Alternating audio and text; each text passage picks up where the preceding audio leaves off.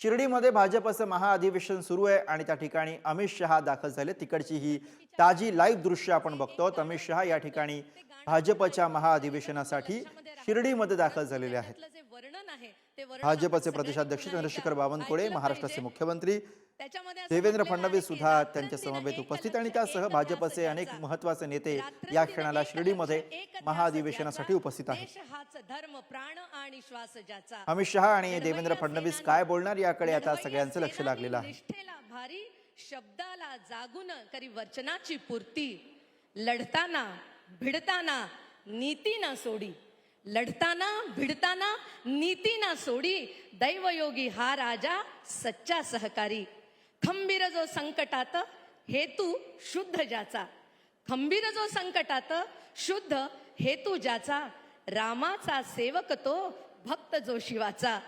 धगधगता जोश जरी, धगधगता जोश तरी कृतीने विचारी, राखेतून उठतो अन घेई जो भरारी।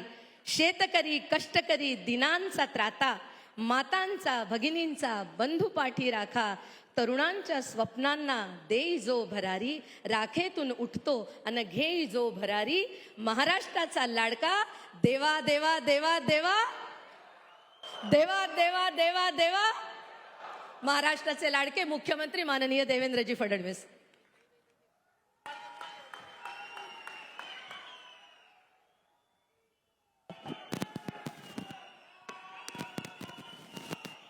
भारत माता की, भारत माता की, छत्रपती शिवाजी महाराज की, धर्मवीर छत्रपती संभाजी महाराज की, जय भवानी, जय भवानी, जय जय जय जय जय भवानी, जय जय जय जय जय शिवाजी। हिंदवी स्वराज्याचे सरसंस्थापक छत्रपती शिवरायांना मानाचा मुजरा करतो। भारतीय राज्यघटनेचे शिल्पकार भारतरत्न डॉक्टर बाबासाहेब आंबेडकर यांना मानवंदना अर्पित करतो।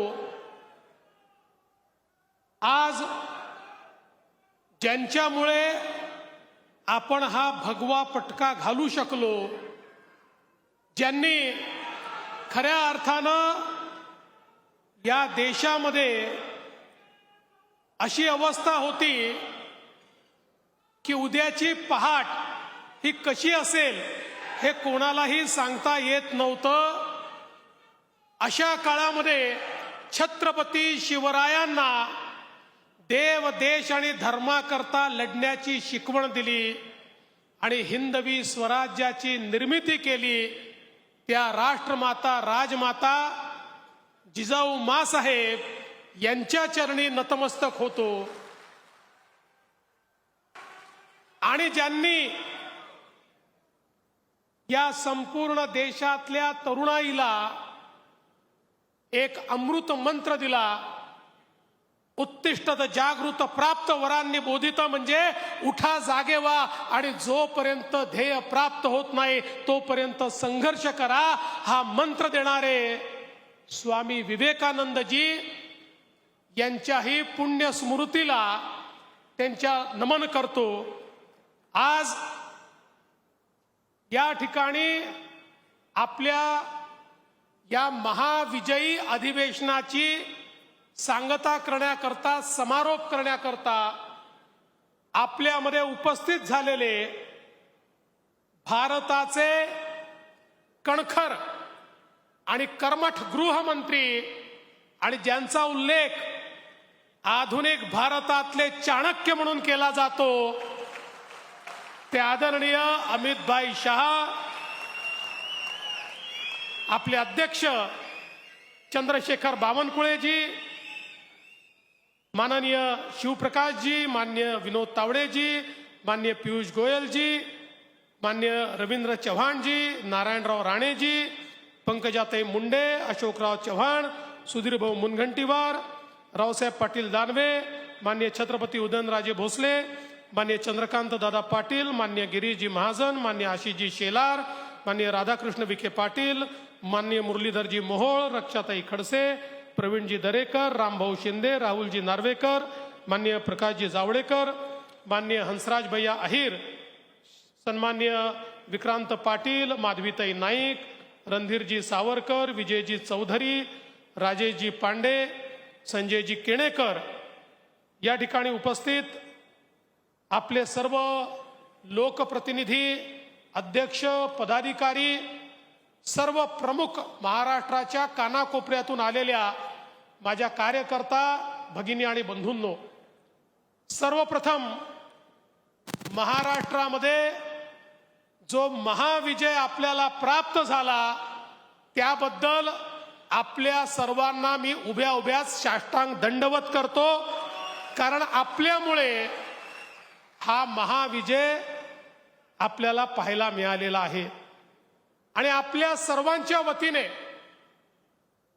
आपले नेते माननीय अमितभाई शहा यांचे मनापासून आभार मानतो की या लढाईमध्ये आपल्या सोबत 24 तास जर कोणी होते तर ते अमितभाई शहा या ठिकाणी होते.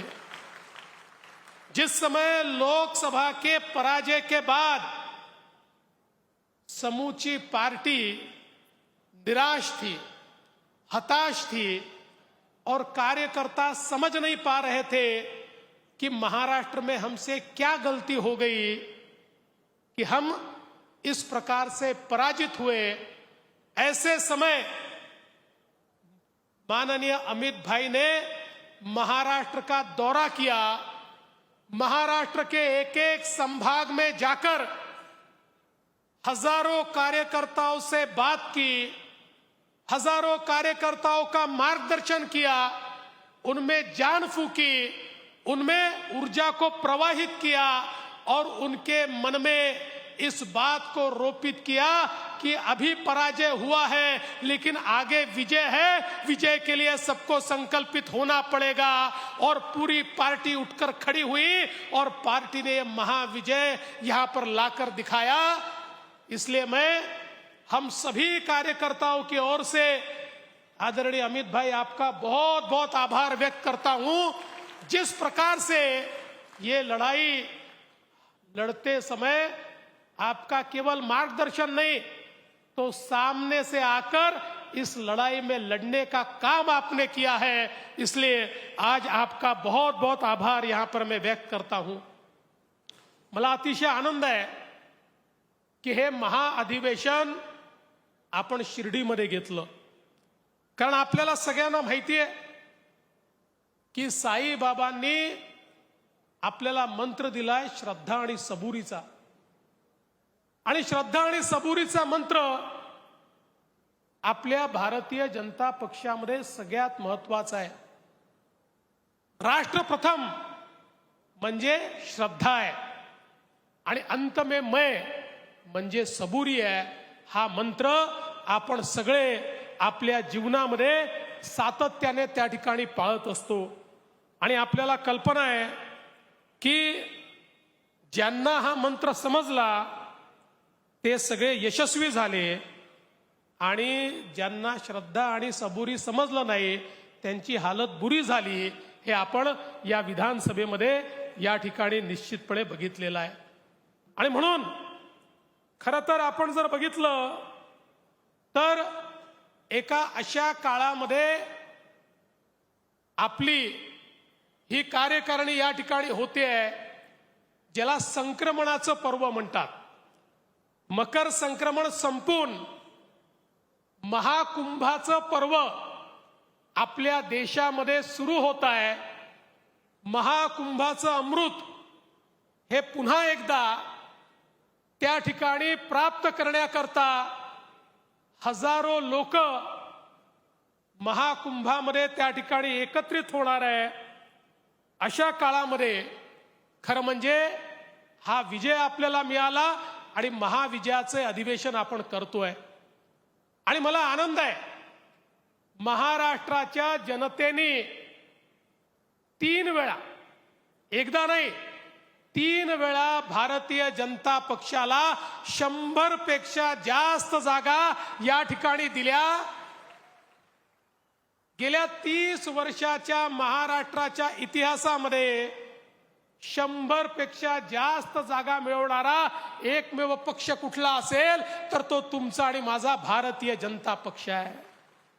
आणि म्हणून आज आपण खरं म्हणजे ज्या प्रकारचा विजय या ठिकाणी प्राप्त केलाय, आपण पाहतो G20 असतं, G7 असतं, तसं भारतीय जनता पक्षाचं G6 तयार झालाय.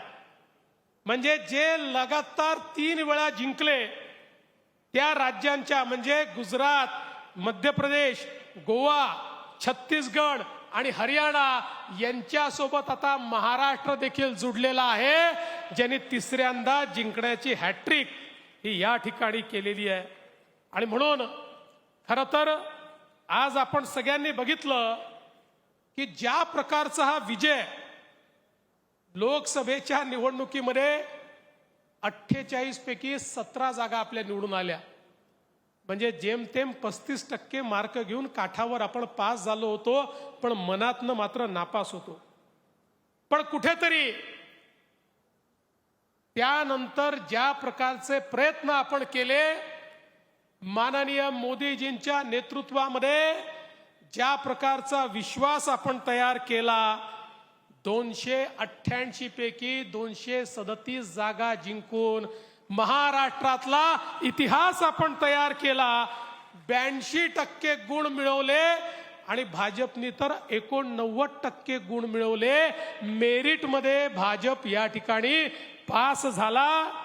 आणि आपण सगळ्यांनी बघितलं इतका मोठा विजय आजपर्यंतच्या महाराष्ट्राच्या इतिहासामध्ये, महाराष्ट्राच्या निर्मितीनंतर सर्वात जास्त एखाद्या रुलिंग पार्टीला मिळालेल्या जागा या 222 होत्या. त्याचाही रेकॉर्ड तोडून 237 जागा आपल्याला मिळाल्या. मला असं वाटतं खूप मोठ्या प्रमाणात मिळालेला हा आपला विजय आहे. पण एक गोष्ट निश्चित आहे की हा विजय जो मिळालेला आहे, या विजयाचे शिल्पकार कोण आहेत? महाभारतातला एक प्रसंग आहे. महाभारतामध्ये ज्यावेळी महाभारताच्या लढाईनंतर पांडवांना विजय मिळाला, पांडवांची सभा भरली आणि सभेमध्ये चर्चा सुरू होती की विजयाचे शिल्पकार कोण. मग त्या ठिकाणी कोणी म्हणालं धनुर्धर अर्जुन हे शिल्पकार आहेत. अर्जुन म्हणाले बरोबर आहे, मी ज्या प्रकारे त्या ठिकाणी अनेकांचा निपात केला त्यामुळे मी शिल्पकार आहे. भीम म्हणाले कौरवांचे 98 पुत्र तर मी मारले. त्या ठिकाणी ज्या प्रकारे गदा युद्धामध्ये दुःशासनाला मी पराजित केलं, दुर्योधनाला मी पराजित केलं, त्यामुळे याचा शिल्पकार तर मी आहे.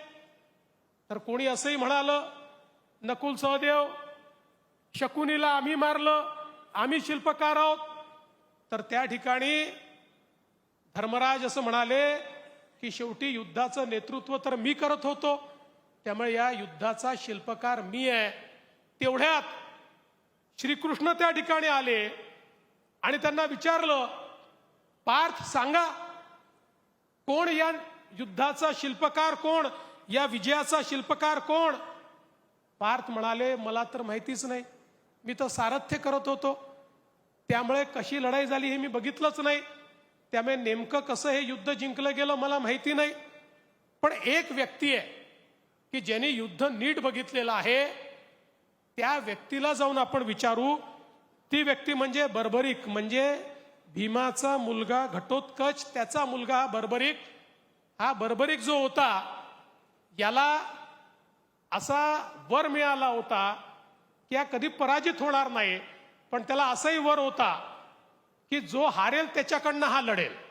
त्यामुळे श्रीकृष्णाला त्या युद्धाच्या पूर्वीच माहिती होतं की याला जर आपल्या बाजूने घेतलं तर आज आपल्या बाजूने लढेल, उद्या दुसऱ्याच्या बाजूने लढेल.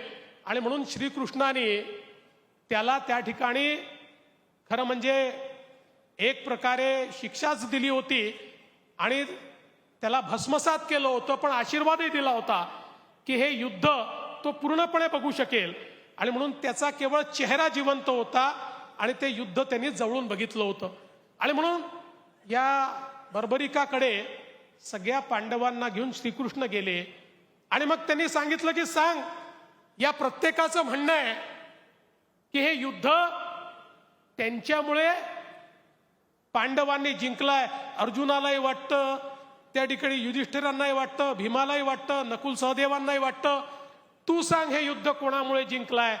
त्यावेळी तो बर्बरिक म्हणाला की अरे बाबांनो, तुमच्या कोणामुळेच हे युद्ध जिंकता आलं नाही. हे युद्ध केवळ आणि केवळ पार्थामुळे जिंकता आलं, श्रीकृष्णामुळे जिंकता आलं. तुम्हालाही कल्पनाच नाही की या ठिकाणी भीष्माचार्य, द्रोणाचार्य, कर्ण यांच्यासारखे योद्धा मारण्याची तुमची क्षमताच नव्हती, पण त्या ठिकाणी तुमच्यासोबत पार्थ होते म्हणून हे युद्ध जिंकता आलं. तसं आपल्या या निवडणुकीमध्ये, निवडणुकीच्या युद्धामध्ये लोकांचा जो विश्वास जिंकायचा होता, तो विश्वास जिंकण्याकरता त्या पार्थाची भूमिका किंवा त्या केशवाची भूमिका तुम्ही सगळ्यांनी या ठिकाणी निभावलेली आहे. तुम्ही केशव होतात आणि मोदीजी माधव होते. या केशव आणि माधवामुळे आपल्याला हा विजय मिळालेला आहे. आणि म्हणून मी खरं म्हणजे हा संपूर्ण विजय महाराष्ट्रातल्या भारतीय जनता पक्षाच्या या सगळ्या कार्यकर्त्यांना समर्पित करतो आणि तुम्हाला साष्टांग दंडवत करतो. तुमच्यामुळे हा विजय या ठिकाणी आपण प्राप्त करू शकलो. आणि म्हणून आज खरं म्हणजे हा जो काही महाविजयाचा आपण ही अधिवेशन घेतलेलं आहे, एक प्रकारे आपले सगळ्यांचे आभार मानण्याचं हे अधिवेशन आहे. आपल्या सगळ्यांना धन्यवाद देण्याचं अधिवेशन आहे. आणि म्हणून आपल्याला धन्यवाद या ठिकाणी देत असताना येत्या काळामध्ये आपल्या समोर अनेक आव्हानं देखील आहेत. कारण आपल्याला कल्पना आहे की शेवटी आपण सगळे एका ध्येयाकरता काम करतो. चाणक्याचं एक सुंदर वाक्य आहे की चाणक्य असं म्हणतो, राजा बनना ये सुखी बनने का मार्ग नहीं है. म्हणजे राजा होणं म्हणजे सुखी होणं नाही आहे, तर राजा होणं म्हणजे जनतेची सेवा करणं आहे. आपल्या सुखाकरता राजा बनायचं नाही आहे, जनतेची सेवा करण्याकरता राजा बनायचं आहे.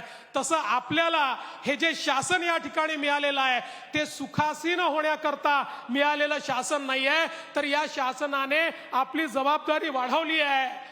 राज्यकर्ते म्हणून आमची आणि संघटन म्हणून तुमची, आपल्याला सगळ्यांना जनतेला सुखी करण्याकरता आता यापुढे काम करायचं आहे. आणि म्हणून आपण जर जिंकलो म्हणून सुखासीन झालो, जिंकलो म्हणून थांबलो, जिंकलो म्हणून आता आराम करू अशा आविर्भावात गेलो तर कदाचित जनतेने जो मॅन्डेट आपल्याला दिलेला आहे, जो आशीर्वाद आपल्याला दिलेला आहे, त्या आशीर्वादाशी कुठेतरी द्रोह होईल. आणि म्हणून पुन्हा एकदा महाविजयाच्या अधिवेशनानंतर त्याच ताकदीनं आपल्याला मैदानामध्ये उतरायचं आहे. आपल्याला कल्पना आहे, भारतीय संविधानाला 75 वर्ष पूर्ण झाले आहेत. संविधानाच्या अमृत महोत्सवी वर्षामध्ये आपण आहोत. भारतरत्न डॉक्टर बाबासाहेब आंबेडकरांनी एक असं संविधान आपल्याला दिलं जे जगातलं सर्वोत्कृष्ट संविधान आहे. ज्या संविधानाने प्रत्येकाला जगण्याचा अधिकार दिला, ज्या संविधानाने खऱ्या अर्थानं या भारताला सर्वोच्च भारत बनवण्याची एक संधी उपलब्ध करून दिली. आणि आपले नेते माननीय नरेंद्र मोदीजी म्हणतात, मला कुठल्याही धार्मिक ग्रंथापेक्षा भारताचं संविधान महत्वाचं आहे, कारण हेच संविधान सामान्य सेवा करण्याकरता मला शक्ती देतं. हे संविधानाचं अमृत महोत्सवी वर्ष आपल्याला खऱ्या अर्थानं या ठिकाणी भारताची लोकशाही मजबूत करण्याकरता, संविधान रुजवण्याकरता वापरायचं आहे. आपल्याला कल्पना आहे, लोकसभेच्या काळात आपण बघितलं, संविधान विरोधी शक्ती, अराजकतावादी शक्ती, या शक्तींचा प्रादुर्भाव या महाराष्ट्रामध्ये आपल्याला पाहायला मिळाला. आपले विरोधक मग ते काँग्रेस असो, ती उबाठा असो, ती शरद पवारांची पार्टी असो, यांना ज्यावेळेस लक्षात आलं की भारतीय जनता पक्षाला आणि मोदीजींना आपल्याला पराजित करता येत नाही, त्यावेळी अराजकतावादी अशा सगळ्या शक्तींना एकत्रित घेऊन त्यांनी या देशामध्ये आणि या महाराष्ट्रामध्ये अराजकता पसरवण्याचा प्रयत्न केला. या महाराष्ट्रात वोट जिहाद आपण बघितलं, या महाराष्ट्रामध्ये फेक नरेटिव्ह आपण बघितला. पण गेल्या 6 महिन्यामध्ये आपल्या सगळ्या राष्ट्रीय विचाराच्या संघटनांनी एकत्रित येऊन आपल्या खांद्याला खांदा लावून या ठिकाणी राष्ट्रवादाचं पुन्हा रोपण केलं आणि या अराजकतावादी ताकदींना या निवडणुकीमध्ये आपण पूर्णपणे पराभूत केलं. पण त्यांना जरी आपण निवडणुकीत पराभूत केलं असलं तरी त्यांच्या कारवाया थांबलेल्या नाही आहेत. आपल्या समोर आव्हान आहे. आपण आत्ताच बघितलं कशा प्रकारे बांगलादेशी घुसखोर या ठिकाणी आपल्याला अलीकडच्या काळात सापडतायत आणि केवळ सापडत नाही आहेत तर ते कागदपत्र बनवून मतदार याद्यांमध्ये या ठिकाणी घुसतायत. आमच्या किरीट भाईंनी परवा त्या ठिकाणी मालेगावचं उदाहरण दिलं, ज्या मालेगावमध्ये शेकडो नवीन जन्म प्रमाणपत्र अचानकपणे हजारो लोकांना त्या ठिकाणी मिळाले.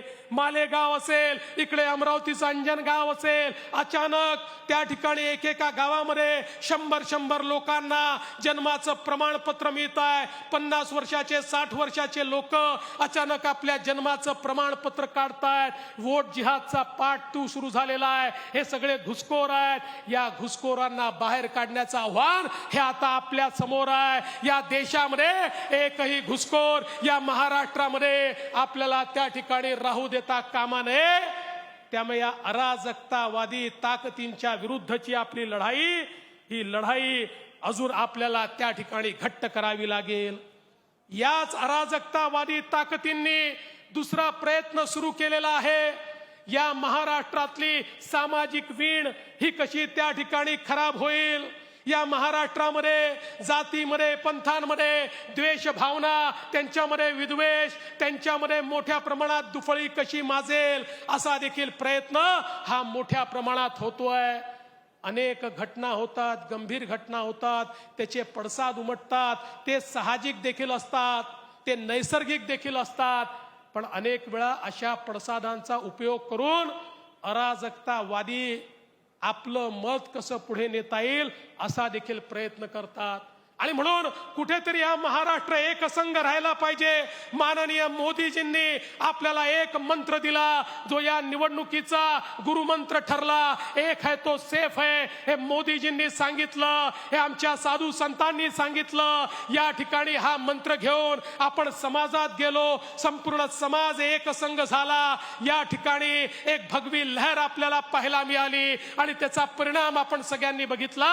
पुन्हा एकदा समाजामध्ये फळी माजवण्याचा जो प्रयत्न आहे तो प्रयत्न आपल्याला हाणून पाडावा लागेल आणि सगळ्या समाजाला सोबत घेऊन आपल्याला पुढे जायचं आहे. कारण आपण वर्षानुवर्ष सांगतोय पथका अंतिम लक्ष्य नहीं है, सिंहासन चढ़ते जाना, सब समाज को लिए साथ में आगे है बढ़ते जाना. हा मंत्र घेऊन आपल्याला पुढे जायचं आहे. आणि म्हणून अराजकतावादी या ज्या सगळ्या ताकदी आहेत, या ताकदींच्या विरुद्धची लढाई आपली संपणार नाही आहे. आज आपल्याला या महाराष्ट्रामध्ये परिवर्तन करायचं आहे. एक नवीन महाराष्ट्र आपण घडवतोय.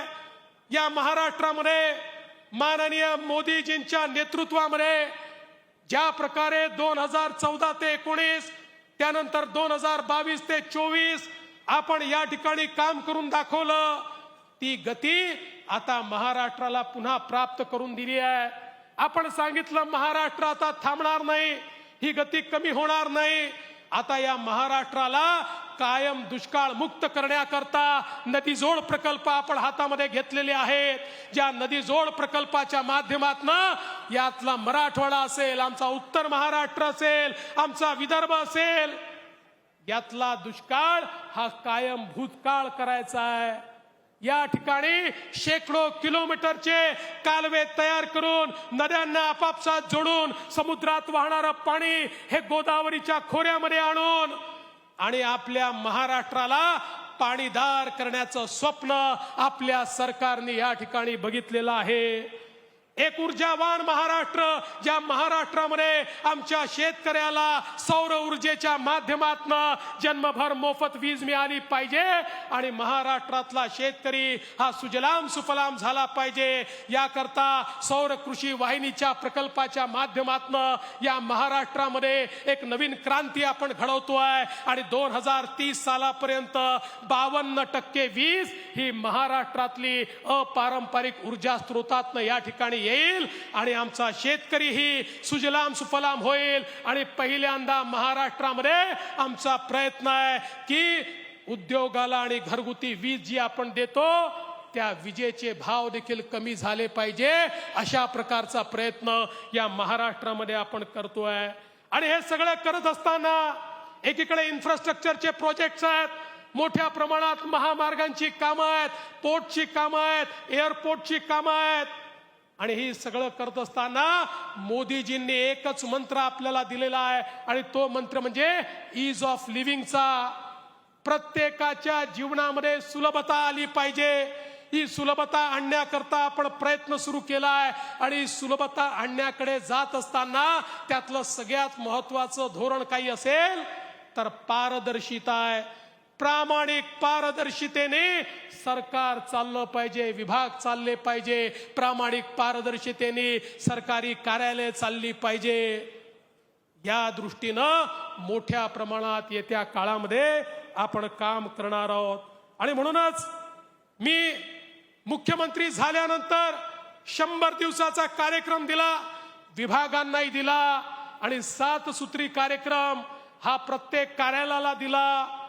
जसं आपण एकीकडे सरकारचं काम करतोय तसेच माझी आपल्या प्रदेश अध्यक्षांना देखील विनंती आहे की सरकारमध्ये आम्ही 100 दिवसाचा कार्यक्रम दिलाय, पक्षातही तुम्ही 100 दिवसाचा कार्यक्रम द्या. त्या 100 दिवसामधला सगळ्यात पहिला पक्षाचा कार्यक्रम म्हणजे या ठिकाणी 1.5 कोटी सदस्यता ही आपली मोहीम आहे.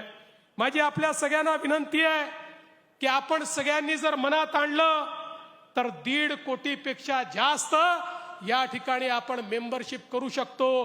कारण लक्षात घ्या, आज अनुकूलतेचा काळ आहे. आज भारतीय जनता पक्षासोबत जुडणं लोक आपला सन्मान समजतात. सन्मान, कोणाहीकडे जा आणि त्याला म्हणा की तुम्ही सदस्य व्हाल का, तो सन्मानाने सदस्य होण्याकरता तयार आहे. आता आपली क्षमता किती आहे, आपली ताकद किती आहे, आपली हिंमत किती आहे याच्या आधारावर खऱ्या अर्थानं हे होणार आहे. आणि म्हणून एकीकडे सरकारच्या माध्यमातनं समाजातल्या सगळ्या वर्गांची अपेक्षा पूर्ती करण्याचा प्रयत्न चाललाय.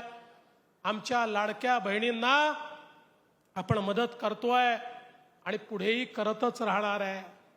खरं म्हणजे एक नरेटिव्ह पसरवण्याचा प्रयत्न चाललाय. लाडक्या बहिणींची मदत बंद होणार, शेतकऱ्यांना दिलेली वीज सवलत ही बंद होणार.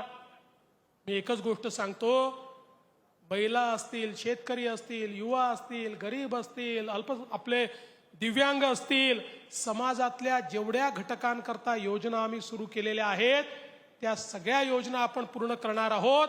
आणि यासोबत आपण जे काही आपल्या घोषणापत्रामध्ये सांगितलेलं आहे ते देखील पूर्ण करण्याचा प्रयत्न हा निश्चितपणे आपण या ठिकाणी करणार आहोत. त्याची सुरुवात आपण केलेली आहे. आणि म्हणून माझी आपल्या सर्वांकडे ही एवढीच विनंती आहे की आता सरकार आलेलं आहे, हे आपलं महायुतीचं सरकार आहे. माननीय आपले उपमुख्यमंत्री आणि माजी मुख्यमंत्री एकनाथराव शिंदेजी यांच्या नेतृत्वातली शिवसेना असेल, अजितदादा पवारांच्या नेतृत्वातली राष्ट्रवादी काँग्रेस असेल, यांना सगळ्यांना सोबत घेऊन आपल्याला पुढची वाटचाल करायची आहे. आपले रिपब्लिकन पार्टी असेल किंवा इतर छोटे मित्र असतील, यांना देखील आपल्याला सोबत ठेवायचं आहे आणि एकत्रितपणे ही सगळी वाटचाल आपल्याला करायची आहे. आणि ही वाटचाल करत असताना खऱ्या अर्थानं आपल्या सरकारचं समाजापर्यंत पोहोचण्याचं उपकरण काय आहे तर ते उपकरण आपला कार्यकर्ता आहे, आपला पदाधिकारी आहे, आपली संघटना आहे. तुम्ही सगळ्यांनी या ठिकाणी या उपकरणाचं काम, या सेतूचं काम करायचं आहे. सरकार आलं म्हणजे आता सरकार चालवणारे वेगळे आणि संघटन वेगळं असं नाही, तर संघटनेला सरकार सोबत समन्वय करावा लागेल आणि सरकार म्हणून तुमच्या सोबत समन्वय झाला पाहिजे. याकरता व्यवस्था आम्ही उभ्या करू. आमचे अध्यक्ष या ठिकाणी बावनकुळेजी यांनी या संदर्भातल्या व्यवस्था उभ्या केल्या आहेत आणि म्हणून माझी आपल्याला विनंती आहे की आपल्या सरकारचे कार्यक्रम हे खालपर्यंत आपल्याला कसे नेता येतील याचा प्रयत्न आपल्या सगळ्यांना करावा लागेल. आणि मी आपल्याला हात जोडून विनंती करतो की आपलं कल्चर, आपली संस्कृती ही इतरांपेक्षा वेगळी आहे.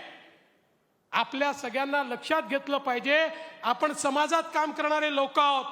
अलीकडच्या काळामध्ये सगळेच जण मंत्रालयात दिसतात. मंत्रालयात येणं चुकीचं नाही, काम असताना आलंच पाहिजे, पण स्टेटस सिम्बॉल म्हणून येऊ नका, विनाकारण येऊ नका. समाजातली कामं घेऊन त्या ठिकाणी या. कामं असतील तर निश्चितपणे त्या कामांची व्यवस्था आपण लावू आणि ती कामं आपण त्या ठिकाणी कशी करायची हा प्रयत्न आपण करू. मी दुसरी विनंती आपल्याला करणार आहे, मीडिया असला तरी करणार आहे. या ठिकाणी आपल्याला विकासाची कामं करायची आहेत आणि विकासाची कामं करत असताना एक उदाहरण म्हणून सांगतो. 25-15 सगळ्यांना माहिती आहे म्हणून सांगतो. 25-15 हे कोणाला रोजगार देण्याचं साधन नाही आहे.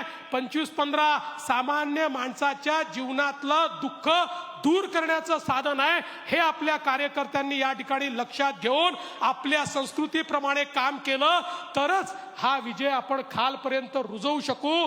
आणि म्हणून भारतीय जनता पक्षाची जी संस्कृती आहे ती संस्कृती ही आपण सगळ्यांनी निश्चितपणे लक्षात ठेवायची आहे.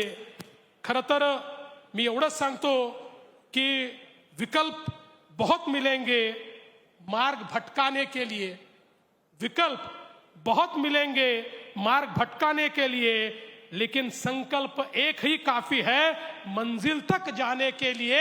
अशा प्रकारचा संकल्प हा आपल्या सगळ्यांच्या माध्यमातनं या ठिकाणी व्हावा अशा प्रकारची विनंती मी आपल्याला करतो.